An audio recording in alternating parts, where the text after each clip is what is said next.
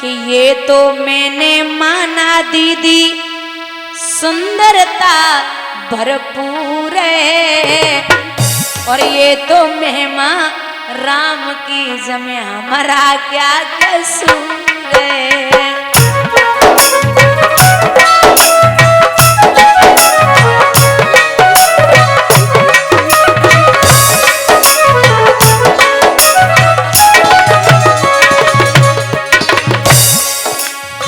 ये तो मैंने माना दीदी सुंदरता भरपूर है, ये तो महिमा राम की जमे हमारा क्या कसूर है। मैया जो है रुक्मणी की, उन्होंने देखा कि मेरी बिटिया धीरे धीरे बड़ी हो रही है। राजा भीष्मक को बुलाया कि बेटी खेल ही खेल में बढ़ रही है, इसके लिए कहीं विवाह की तैयारियां करें, कोई लड़का देखें। तो भीष्मक से कहा कि महाराज कोई लड़का देखिए, मैं निवेदन करूंगी जितने भी यहाँ पिता बैठे, मैं ऐसा नहीं बोलती कि आप बिटिया के हाथ पीले कर दो जल्दी से जल्दी, लेकिन ये सत्य है कि अगर बिटिया घर में विवाह के योग्य और बाप सुखी नींद सो रहा है तो वो नरक का भागी होता है। एक और बात, जहां दामाद ढूंढने जाओ लड़की के लिए लड़का, लड़का के दरवाजे पे कार न हो तो चलेगा, लेकिन आपके दामाद में संस्कार बहुत जरूरी है। 100 लोगों में अच्छा न लगे, 50 में ना अच्छा लगे, 20 में ना अच्छा लगे, लेकिन जब 5-10 लोग बैठे और दामाद प्रवेश कर जाए और सकल सूरत मायने नहीं रखती, दादा उसके अंदर इतने संस्कार और समझदारी होनी चाहिए कि लोग बाद में पीठ पीछे नाम लें कि फलाने का दामाद आया है। और ये जो बेटियां होती हैं ना, आपकी बेटियां, ये बेटियां एक सूट खरीदने के लिए 100 सूट रिजेक्ट कर देती हैं। एक सूट खरीदेंगी तो 100 सूट रिजेक्ट कर देंगी, ये भी पसंद नहीं, ये भी पसंद नहीं, ये भी नहीं चाहिए, ये भी नहीं चाहिए। जो सूट इन्हें 3-4 बार, मान लो 5-6 बार पहनना है, उस सूट को ये 100 सूट रिजेक्ट करती हैं एक सूट के लिए। तो आप सोचिए, जिसके लिए लड़का देखना है, जिसके साथ से जीवन काटना है, वो कितना बेहतरीन होना चाहिए। एक कपड़े में इतना नखरे करती हैं, तो एक लड़का, एक दामाद ढूंढने के लिए कितना अच्छा लड़का होना चाहिए।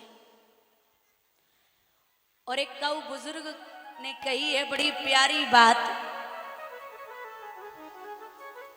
कि अगर आप लड़का देखने जाओ और गांव वाले कह दें कि भैया बहुत बढ़िया है,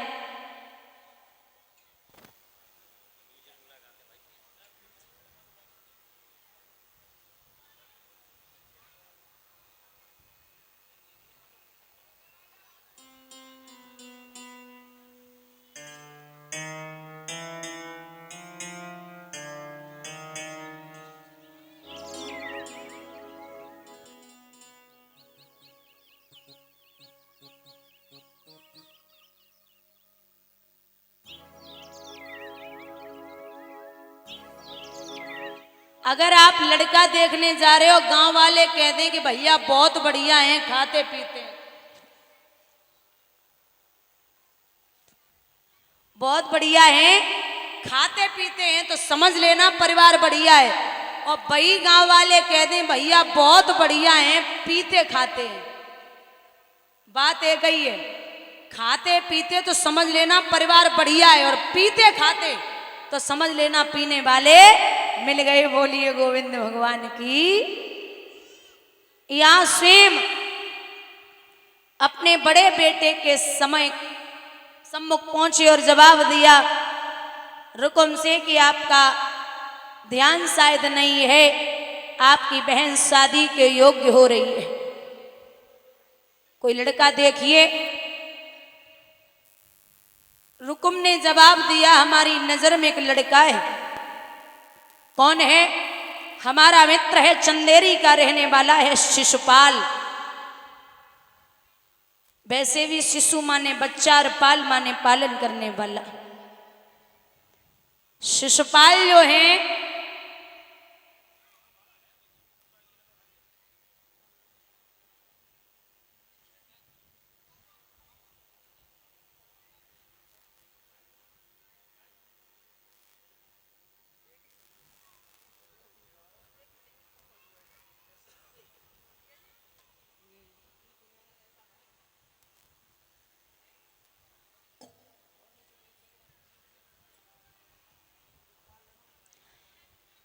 ये शिशुपाल जो है, ये दंत वक्र और शिशुपाल दो भाई हैं। ये पहले जन्म में जय विजय नाम के द्वारपाल थे। इन्हें सप्तऋषियों का श्राप लगा। इन्होंने 3 बार भगवान विष्णु से मिलने के लिए मना किया, तो बोले तुम 3 जन्म राक्षसी योनि में बिताओगे। पहले हुए हिरण्याक्ष हिरण्याकश्यप, दोबारा हुए रावण और कुंभकर्ण, तीसरी बार हुए हैं शिशुपाल और दंतवक्र। तो ये जो शिशुपाल हैं, ये जब पैदा हुए थे तो इनकी कुंडली दिखवाई गई। उसमें लिखा था कि शिशुपाल की मृत्यु भगवान कृष्ण के हाथों होगी। तो बुआ तो बड़ी परेशान, बोले हम आओ बेटा, कृष्ण के हाथन मरेगो।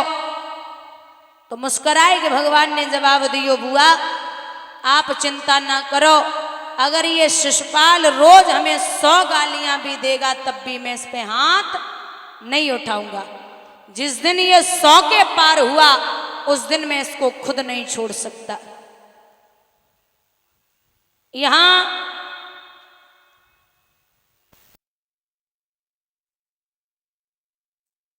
शशि प्रवृत्ति का है। फिर बोले मैं सोच रहा हूं कि हमारी नजर में एक लड़का है जिसका नाम है कृष्ण। कौन कृष्ण? बोले द्वारिका के कृष्ण हैं। रुकुम कहने लगा, कहां पैदा हुआ, कहां पला बड़ा, कहां जाके रहा, उसका कोई ठिकाना है जो अपनी बहन की शादी हम उसके साथ कर दें? नहीं कर सकता। अब महाराज रुक्मिणी ने सुना कि मेरे पिता की भाइयों के आगे नहीं चल रही, तो इतनी परेशान है रुक्मिणी, भगवान को याद करके बोली, अरे ओ कान्हा, शायद आपको पता ना है का ना, तो मैं बस इतना चाहती हूं क्या कि जिन्हें दाम प्यारे उन्हें दाम दे दो, हमें श्याम प्यारे हमें श्याम दे दो।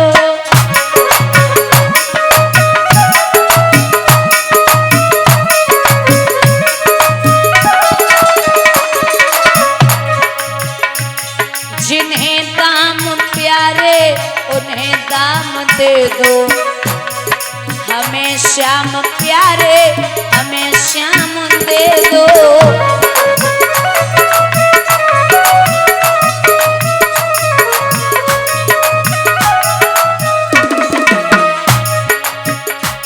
ये जीवन अधूरा मेरे श्याम बिन है, किसी एक उलझन में हर एक दिन है।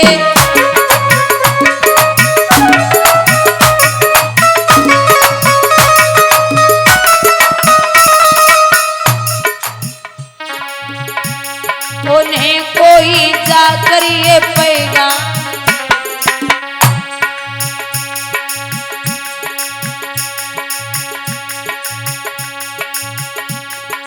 उन्हें कोई जाकर ये पैगाम दे दो, उन्हें दाम प्यारे उन्हें दाम दे दो।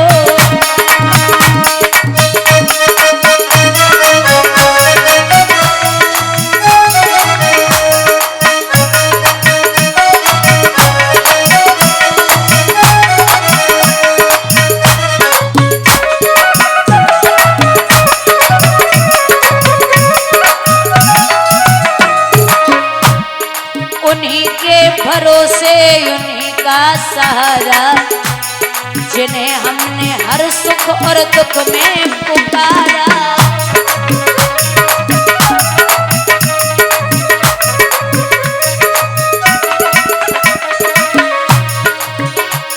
मेरी जिंदगी श्याम को थामने दो, मेरी जिंदगी श्याम को थामने दो, जिन्हें दाम प्यारे उन्हें दाम दे दो।